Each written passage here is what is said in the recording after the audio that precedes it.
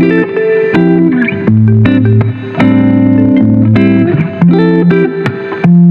teman-teman, di sini kami dari kelompok biokimia lingkungan. Kami akan menampilkan sebuah video mengenai biokimia di air, tanah, dan juga udara. Selamat menyaksikan.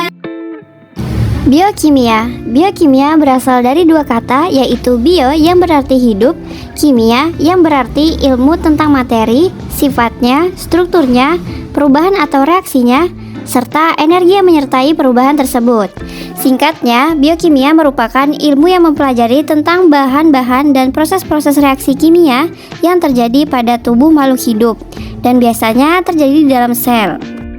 Sedangkan biokimia lingkungan adalah ilmu kimia membantu dalam memahami interaksi antara organisme hidup dan zat kimia dalam lingkungan.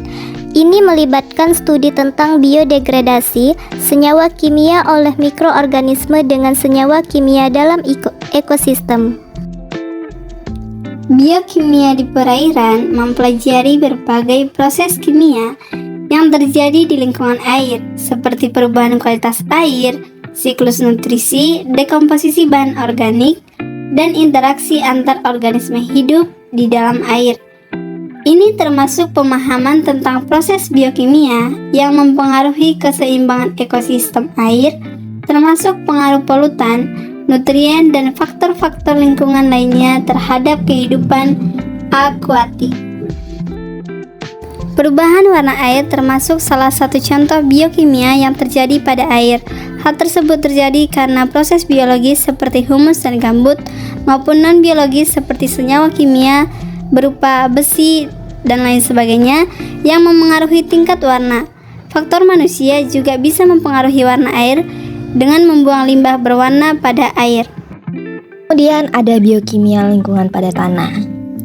Biokimia lingkungan pada tanah mempelajari berbagai proses kimia yang terjadi dalam tanah dan mempengaruhi ekosistem tanah.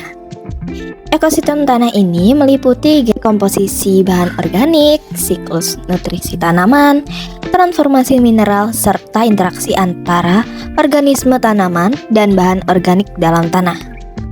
Studi ini membantu memahami berbagai faktor-faktor seperti polutan, perubahan iklim, dan praktik pertanian mempengaruhi kesehatan dan produktivitas tanah.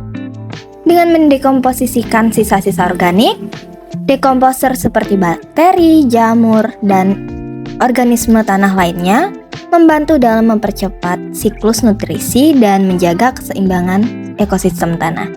Mikroba ini mempunyai kemampuan untuk merombak senyawa organik atau senyawa kompleks menjadi senyawa yang lebih sederhana. Nah, teman-teman semuanya, tanah yang baik itu memiliki komponen penyusun tanah yang lengkap, sehingga dapat mendukung kehidupan organisme lainnya. Selanjutnya ada biokimia lingkungan pada udara. Biokimia lingkungan pada udara ini adalah cabang ilmu yang mempelajari interaksi antara organisme hidup dan komponen kimia dalam atmosfer. Ini mencakup pemahaman tentang proses biokimia seperti respirasi, fotosintesis, dan dekomposisi yang terjadi di udara, serta peran polutan seperti ozon, nitrogen oksida, dan karbon dioksida dalam ekosistem udara.